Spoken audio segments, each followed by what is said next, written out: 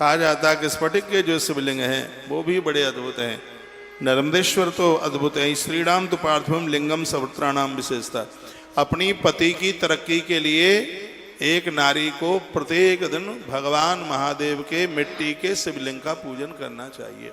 तो मैं इधर उधर कहीं भटकना ही नहीं पड़ेगा। कुंवारी अविवाहित कन्याएं रुद्री बनाती हैं, मिट्टी के शिवलिंग की पूजा करती हैं तो उन्हें बहुत अच्छा घर और वर प्राप्त होता है। मिट्टी के शिवलिंग बनाकर पूजन करने से कुंडली का मंगलिक दोष है वो निस्तेज हो जाता है, कुंडली का कालसर्प दोष है वो शक्तिहीन हो जाता है। इतनी बड़ी महिमा मिट्टी के शिवलिंग की है।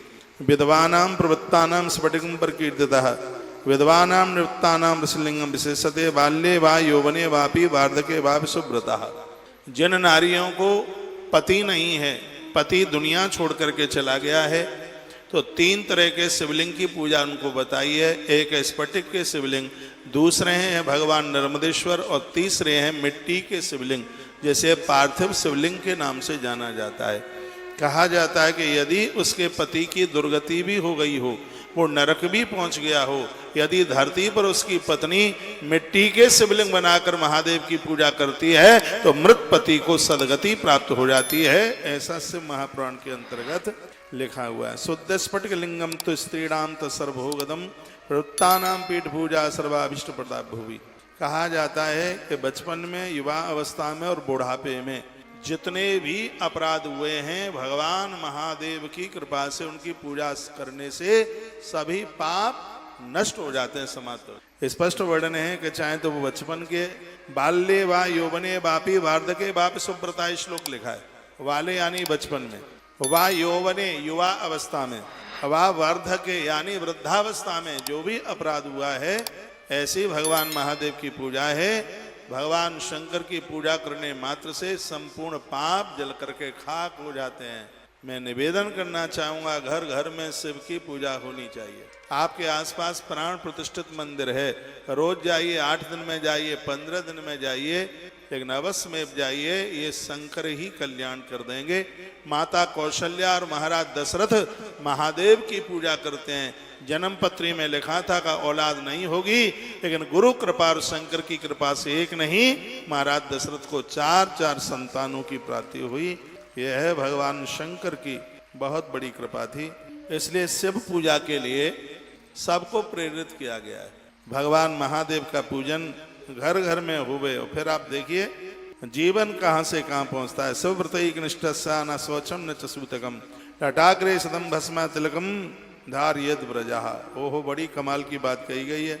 शिव व्रत में एकमात्र शिव में ही निष्ठा रखने वालों को ना तो कोई सूतक लगता है, ना कोई पातक लगता है। इसमें बड़ी सुंदर बात कही है, जो लोग प्रत्येक दिन हवन यज्ञ करते हैं रोजाना, और जो लोग प्रत्येक दिन भगवान महादेव का रुद्राभिषेक करते हैं, तो शिव महापुराण की विद्येश्वर संहिता के अध्याय नंबर 18 के श्लोक नंबर 81 और 82 में कहा गया है कि उन्हें कोई सूतक नहीं लगता, बिल्कुल किसी भी का, ना जन्म लेने का सूतक लगता, ना उन्हें मरने का सूतक लगता किसी का। वो उसको माने भले ही, लेकिन वो सूतक की लाइन से बाहर हो जाते हैं। भगवान महादेव के नित्य अभिषेक की इतनी बड़ी महिमा, इतनी बड़ी महिमा। तो यदि हो सके तो अपने घर में शिव को पूजन करना। लगता क्या, 1 लोटिया पानी ही तो चढ़ाना है। मैं रोज कहता हूँ, जलधारा शिव प्रिय, भगवान शंकर 1 लोटा पानी के ऊपर प्रसन्न हो जाते। क्या प्यारी चौपाई मानस की है, मेरी नसों में भरी है। आशुतोष तुम अवडर दानी, आशुतोष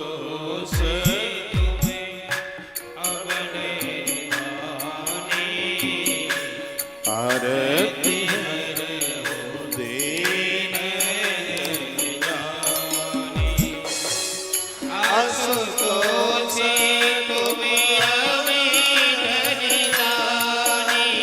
एक बार ताली बजा दो।